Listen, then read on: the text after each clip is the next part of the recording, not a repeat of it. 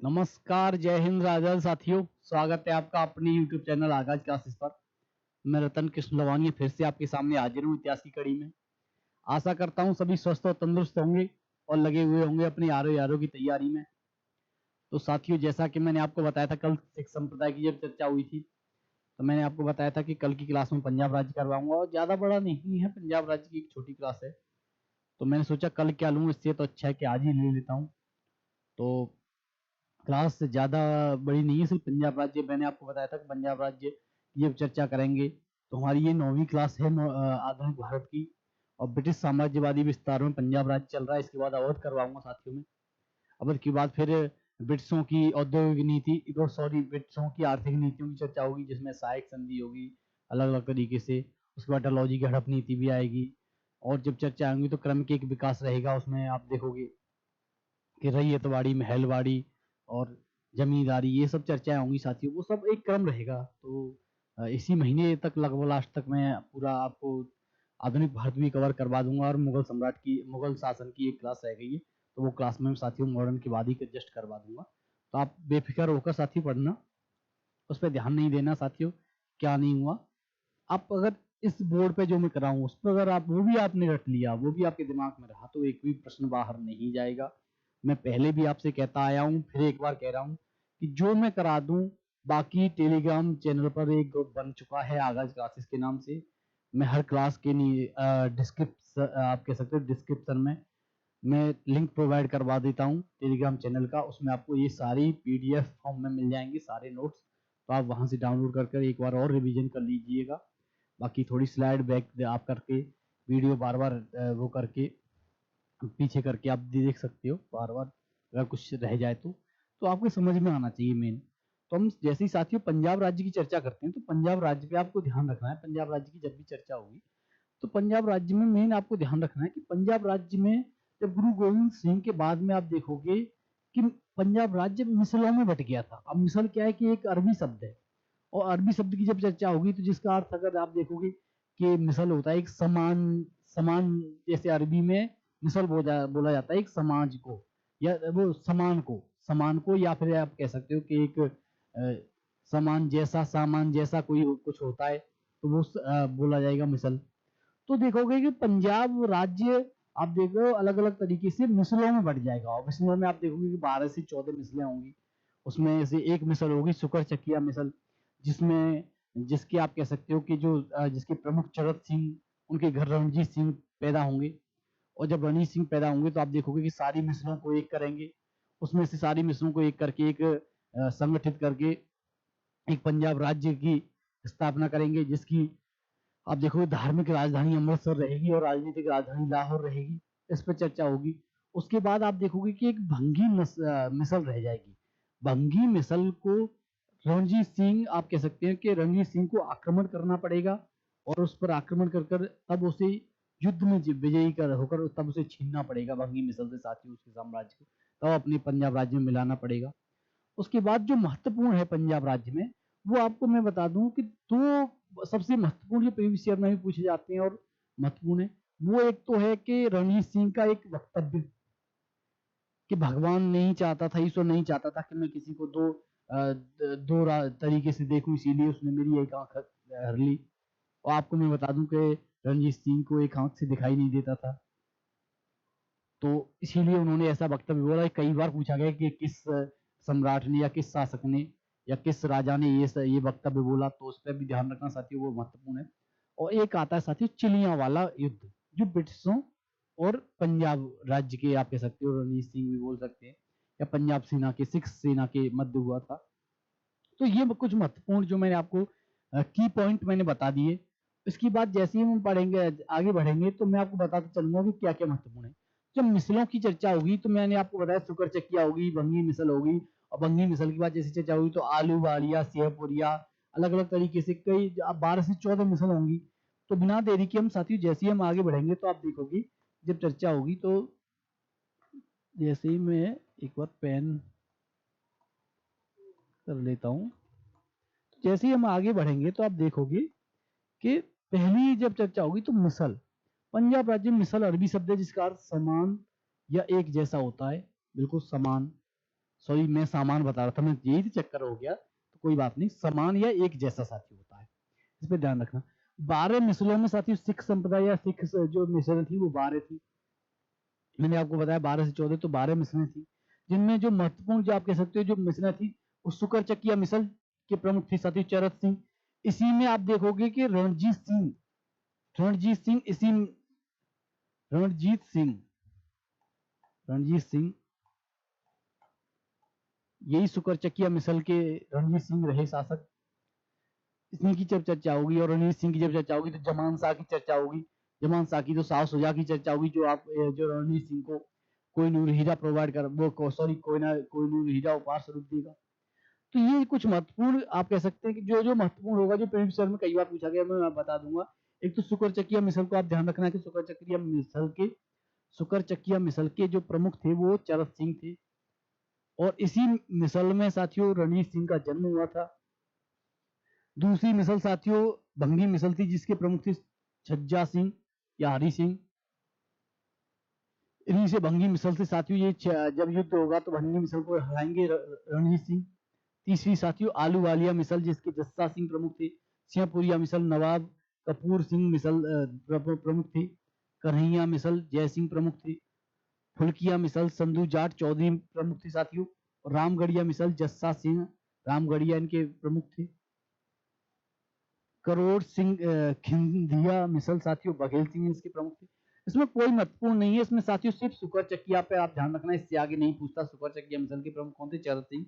और इसी मिसल में साथियों रणजीत सिंह का जन्म हुआ था, इस पे ध्यान रखना। निशान वालिया मिसल सरदार संगत सिंह। शहीद मिसल बाबा दीप सिंह। नकी मिसल हीरा सिंह। बुंदेल वालिया मिसल गुलाब सिंह। तो ये एक आपको लिस्ट प्रोवाइड करवा दी है कि जिससे कि आपको और पढ़ने में एक बार रिवीजन करने में ध्यान रहे, में कोई दिक्कत ना आए साथियों।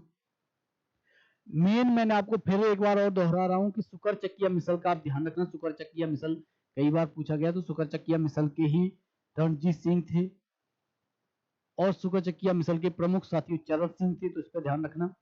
सीधे हम आते हैं साथियों रणजीत सिंह पर।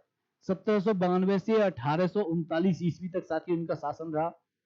13 नवंबर 1780 को रणजीत सिंह का जन्म हुआ।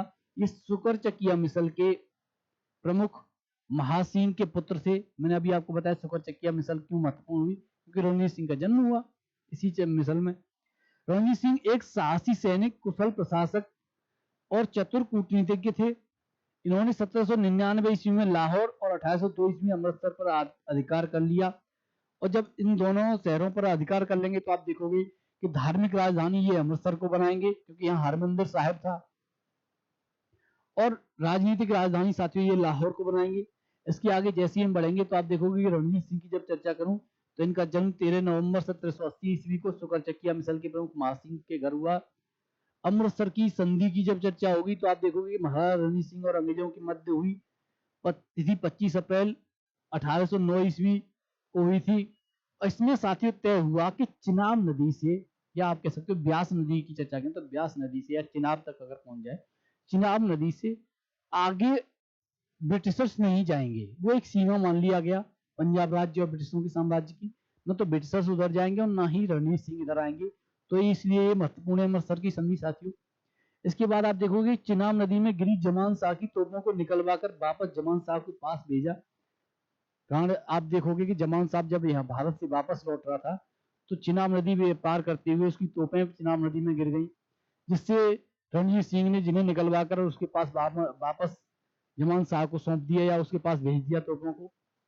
उससे खुश होकर आप देखोगे कि जमान शाह इन्हें राजा की उपाधि देगा, और जब राजा की उपाधि देगा तो आप देखोगे कि इन्हें अपना एक सूबेदार नियुक्त करेगा, या इन्हें इनके राज्य को आप कह सकते हो प्रमाणिकता प्रदान करेगा।